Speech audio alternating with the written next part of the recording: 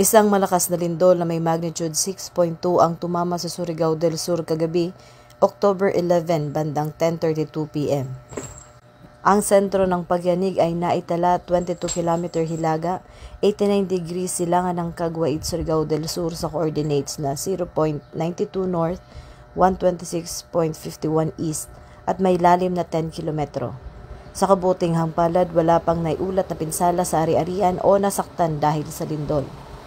Bilang pagtugon, nananatiling alerto ang mga tauhan ng Philippine National Police sa rehiyon at aktibong nakikipag-ugnayan sa mga lokal na pamahalaan upang masiguro ang kaligtasan ng mga residente at patuloy na i-monitor ang sitwasyon.